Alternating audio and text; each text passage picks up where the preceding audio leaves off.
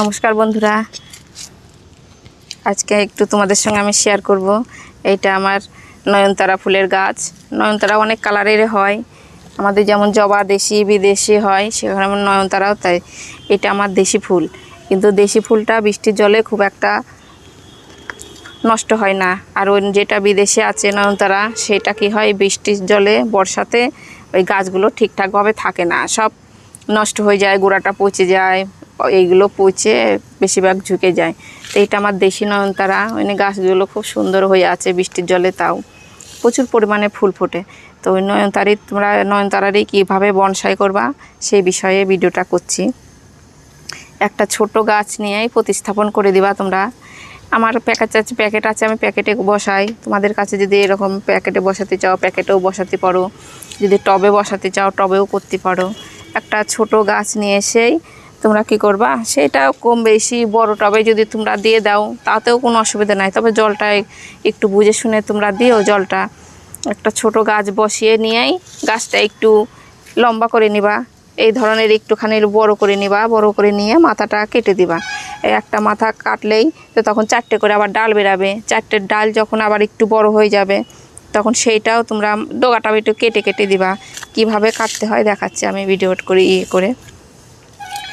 এই গাছটায় আমি কেটে দিতাম, আমি আরও বেশি ঝোপালো করতে চাই। এইখান থেকে আমি গাছটা তুলে নিয়ে আমি বড় টবে বসাবো, তখন গাছটা তখন আরও আমার বেশ ঝোপ টাইপের হয়ে যাবে, ঝোপালো হবে। ঝোপালো গাছে যখন বেশি পরিমাণে ফুল আসবে তখন দেখতে তো কত সুন্দর লাগবে। এই গাছটা কিভাবে ঝোপালো করতে হয় দেখাচ্ছি। এই যে এখান থেকে ধরে ধরে তোমরা প্রত্যেকটা ডগায় কেটে দিবা। বেশ নয়নতারারই একটা বনসাইয়ের মতন দেখতে লাগবে। বনসাই গাছে যখন ফুল ফোটে দেখতে কত ভালো লাগে।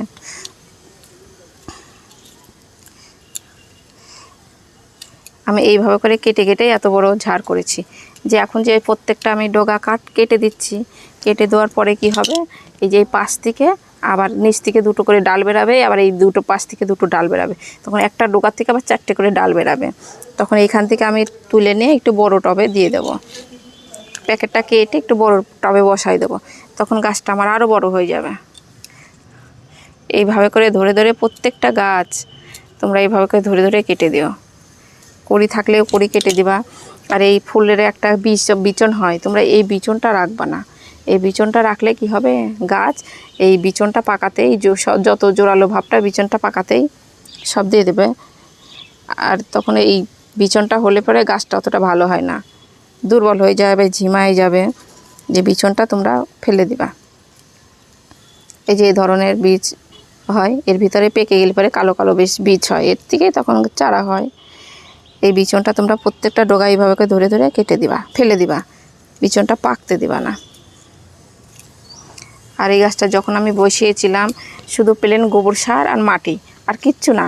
মাটির ভাগটা একটু বেশি আছে, গোবর সারটা একটু কম আছে, দিয়ে বসানো ছোট্ট একটা নিয়ে এসে। আর তবে এইগুলো আমি আমার বাড়িতেরই গাছ, চারা হয় যে কোনো টবের কাছে গোড়াতে গোড়াতে হয়ে থাকে, সেইগুলো নিয়েই আমি প্যাকেটে করে বসিয়েছিলাম, যে সেই আমার এত সুন্দর সুন্দর সেই গাছগুলো হয়েছে। এবার প্রত্যেকটা গাছ আমি এই ধরনের করে ডগাগুলো কেটে কেটে দেবো। এই যে একটা করে বিচন হয়েছে, এই ধরনের করে যদি আমি কেটে কেটে দিই, তারপরের বার যতগুলো কাটছি তার পাশ থেকে আবার 2-3টে করে ডাল বেরাবে, কোনোটায় 4টেও বেরাবে। সুন্দর একটা শেপের মধ্যে তোমরা এইভাবে করে ধরে ধরে কেটে দাও। এইভাবে যে আমি কেটে দিলাম, আর এটা তখন বর্ষার সময়তে, এই সময় তোমরা জৈব সার দিবা না। বেশ এতবার একটা টবে একটু করে ডিএপি সারটা তোমরা দিয়ে দিবা। বেশ 6টা থেকে 7টা দানা, ডিএপির এগুলো দানা দানা হয় তো, 6টা থেকে 7টা দানা তোমরা এই গাছের গোড়ায় দিয়ে দিবা। আর রাসায়নিক সার কিচ্ছু দিতে হবে না। আর এখন এই সময় বর্ষার সময়তে তো গাছের গোড়াটা আমাদের সবসময়তে ভিজাই থাকছে, জলও দিতে হবে না, শুধু ডিএপি সারটা তোমরা দিয়ে দাও। 6 থেকে 7টা দানা করে ডিএপি সারটা তোমরা গাছের গোড়াতে দিয়ে দাও। আর এই সময় পটাশটাও দিতে হয় না। পটাশ দিলে কি হবে, গাছটা বাড়বে না, থমকে যাবে, তখন প্রচুর পরিমাণে ফুল আসবে। আমি এখন পটাশ সার একটু দিইনি, এটা আমার এমনি ফুল এসেছে, কিন্তু এই কটা আবার কি ফুল, এর থেকে যখন গাছটা বেশি বড় হবে, তখন যখন একটু বেশ সুন্দর গাছটা বড় হয়ে যাবে, তারপরে যদি তোমরা একটু এই লাল পটাশ আর একটু ডিএপি একটু সিঙ্গেল সুপার ফসফেট দাও, তাহলে গাছটা দেখতে তখন আরও সুন্দর লাগবে। এটা সবে আমি গাছটা শুধু রেডি করছি, তৈরি করছি, তাতেই আমার এত সুন্দর ফুল দেখতে লাগছে। এগুলো আমার কিনা গাছ না, নয়নতারা গাছ বাড়িতে যদি একটা থাকে প্রত্যেক বছর বছর বীজ পড়ে পড়েই প্রচুর পরিমাণে ফুল হয়, গাছ হয়। সেই গাছ থেকে তোমরা করতে পারো।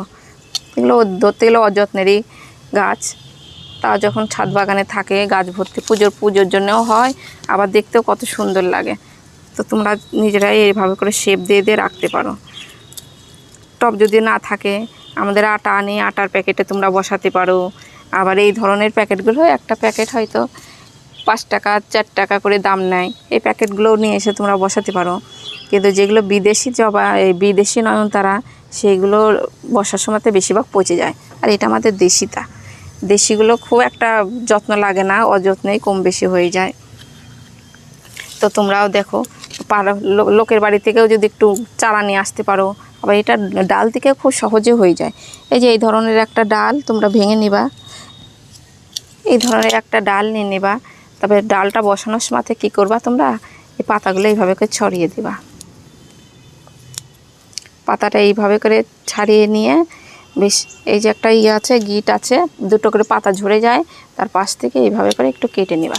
কেটে নিয়ে এটা বালিতের মধ্যে বসিয়ে রাখলে পরেই সুন্দর একটা চারা তৈরি হয়ে যাবে এর থেকে।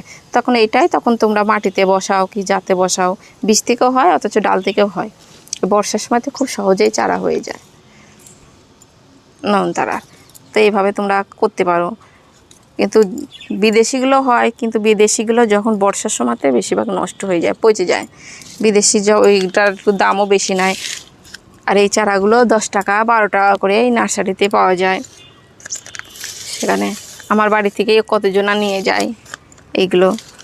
নয়নতারা ফুল দেখতে কত ভালো লাগে, যে কত সুন্দর সুন্দর হয়। তো এটা তোমরা বনসাইও করতে পারো। আর এইটা নিয়ে এখন যেমন সুন্দর হয়ে গেছে, এই গাছটা যদি তোমরা টবে করতে চাও তাহলে প্যাকেটটা কেটে নিয়ে, এখান থেকে প্যাকেটটা কেটে নিয়ে একটা টবে দিয়ে দিবা। এইটা একটা আছে 4 ইঞ্চি প্যাকেটগুলো হয়তো আছে, তোমরা এটার থেকে নিয়ে যদি 8 ইঞ্চিতে দিয়ে দাও, যেমন গোবর সার আর মাটি দিয়েই বসিয়ে দাও 8 ইঞ্চিতে, তাইলে কত সুন্দর হবে।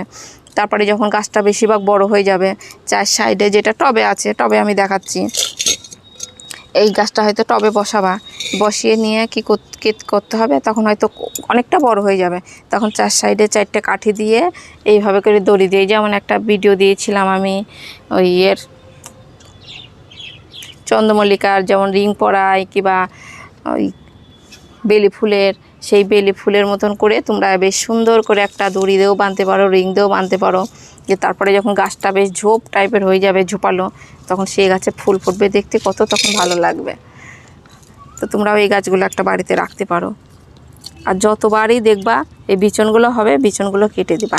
একটা ফুল যখন শুকায় যায়, তবে ফুলগুলো যদি তোমরা প্রত্যেক দিন পুজোর ফুলটা যদি এইভাবে করে তুলে নাও, তাহলে কি হবে, এইভাবে করে তুলে নিলে পরে বিষটা হবে না। প্রত্যেক দিনের ফুলটা তোমরা যদি এইভাবে করে তুলে নাও, তাহলে বিষটা হবে না। বিষটা না হয়ে তখন কি হবে, বেশিরভাগ ঝোপালো হবে, তবে ঝোপালো হবে না। তোমরা যদি ডালটা অমনি রেখে দাও, প্রত্যেক দিন ফুল নিতে থাকো, তাহলে এক একটা ডগা কী হবে বেড়েই যাবে, লম্বা লম্বা হয়ে বেড়ে যাবে, সেই গাছটা দেখতে অতটা ভালো লাগবে না। তো যখন তোমরা দেখবা যে একটা ডালপালা ঢেঙা লম্বা লম্বা হয়ে যাচ্ছে, প্রত্যেকটা ডাল এইভাবে করে কেটে দেবা। তো এইভাবে করে করে ধরে ধরে কেটে দেবা। এইটা যে ধরে কেটে দিলা, অনেকগুলো হয়তো তোমরা চারা করতে চাও, তখন এইগুলো নিয়ে তোমরা বালিতে বসায় রাখতে পারো।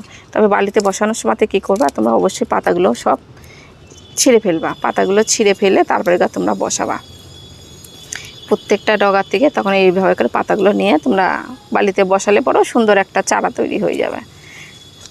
তো এইভাবে তোমরা করতে পারো। তো ভিডিওটা দিলাম, চাইলে তোমরাও এরকম করতে পারো। আর ছাদ বাগানে যদি 2-3টে এরকম গাছ থাকে, দেখতেও সুন্দর লাগে, পুজোর জন্যও ফুল লাগে আমাদের। তাহলে ভিডিওটা এখানে শেষ করছি। নমস্কার।